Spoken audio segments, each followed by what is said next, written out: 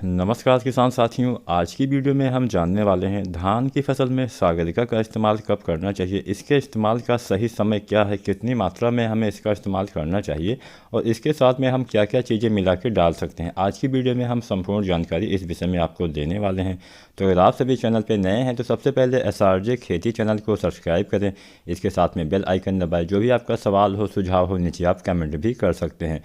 तो चलिए ज़्यादा समय ना गवाते हुए वीडियो को स्टार्ट करते हैं। जानते हैं कि आखिर हमें सागरिका का प्रयोग कब करना चाहिए। इससे पहले हम जानते हैं सागरिका कितनी तरह से आती है। किसान भाइयों, जैसा कि बहुत सारे किसान भाइयों को पहले से ही पता होगा, सागरिका आमतौर पर दो तरह से आती है। एक आती है दानेदार रूप में, एक आती है लिक्विड रूप में। जो दानेदार रूप में आती है वो दो तरह से आती है। एक आती है सागरिका Z++ और एक आती है सागरिका गोल्ड, और जो दूसरी आती है लिक्विड वाली वो सागरिका लिक्विड नाम से जानी जाती है। तो तीन तरह से कुल मिला के सागरिका आती है, दो दानेदार एक लिक्विड में। तो सबसे पहले हम यहाँ पे बात करने वाले हैं सागरिका दानेदार की जो आती है उसके बारे में। तो किसान साथियों, सागरिका दानेदार को आपको अपने धान की फसल में कब देना चाहिए, आज हम ये आपको सही समय बता देते हैं।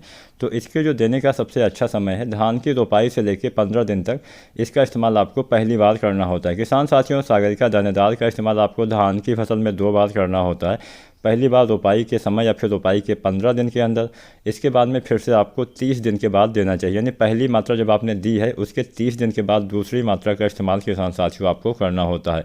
अगर हम जानें कितनी मात्रा में हमें सागरिका दानेदार का इस्तेमाल करना चाहिए, तो इसकी लगभग 10 किलोग्राम मात्रा प्रति एकड़ की दर से आपको दोनों बार अलग अलग देना है। यानी 10 किलोग्राम रोपाई के समय देना है या 10-15 दिन के अंदर देना है।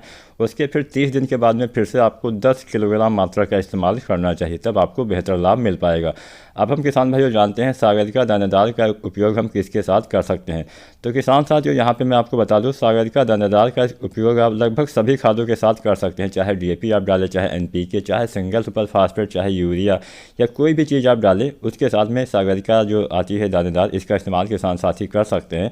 सागरिका दानेदार एक ऑर्गेनिक फर्टिलाइज़र है, एक जैविक फर्टिलाइज़र है, जैविक खाद है। तो इसका कोई भी रिएक्शन आपकी किसी भी खाद के साथ नहीं होने वाला। तो किसी भी खाद के साथ बड़ी आसानी से आप प्रयोग कर सकते हैं। बहुत सारे किसान भाई जब धान की रोपाई करते हैं या फिर रोपाई के 10 दिन के अंदर जब खादों का इस्तेमाल करते हैं, तो उन्हीं खादों में मिला के सागरिका का भी इस्तेमाल आपको कर देना चाहिए। तो ये तो हो गया कि सागरिका आपको कब देना चाहिए।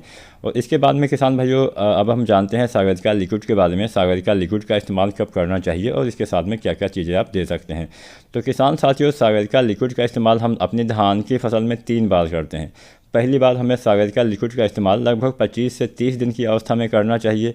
दोबारा से सागरिका लिक्विड का इस्तेमाल आपको जब धान की फसल गबोड़ अवस्था में जाती है, जब आपकी बालियाँ तने के अंदर आ जाती है, यानी बालियाँ निकलने से पहले वाली अवस्था में आपको सागरिका लिक्विड का दूसरी बार इस्तेमाल करना होता है। और सागरिका लिक्विड का तीसरी बार आपको बालियाँ निकलने के बाद इस्तेमाल करना होता है। जब बालियाँ आपकी निकल आती हैं बाहर, उसके बाद में इसका आपको छिड़काव करना होता है। तो 3 बार हमें सागरिका लिक्विड का इस्तेमाल करना चाहिए। इसकी अगर हम मात्रा के बारे में जानें तो लगभग 250 से 300 ml प्रति एकड़ की दर से आपको उपयोग करना चाहिए। हर बार आपको 250 से 300 ml की मात्रा लेनी चाहिए। अब हम जानते हैं किसके साथ मिला के हम इसका प्रयोग कर सकते हैं। तो किसान साथियों, जब आप पहली बार धान में सागरिका लिक्विड का इस्तेमाल करें, तो पहली बार अगर आप 25 से 30 दिन पर डालते हैं, तो इसके साथ में आप NPK 19-19-19 का इस्तेमाल करेंगे तो बेहतर रहेगा, बेहतर लाभ आपको मिल पाएगा।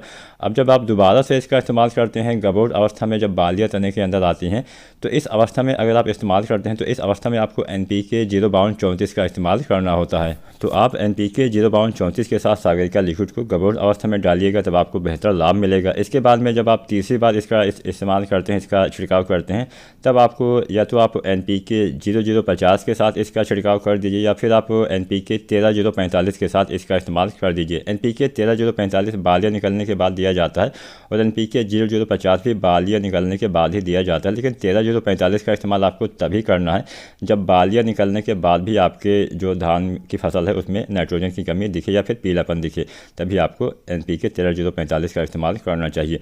तो उम्मीद करता हूँ आज की वीडियो में आपको अच्छे से समझ में आ गया होगा सागरिका का इस्तेमाल आपको धान की फसल में कब करना है, किस खाद के साथ करना है। अगर आज की जानकारी, आज की ये छोटी सी वीडियो आपको पसंद आई हो, वीडियो को लाइक करें। चैनल पर अगर नए हैं तो प्लीज़ SRJ खेती चैनल को सब्सक्राइब जरूर करें।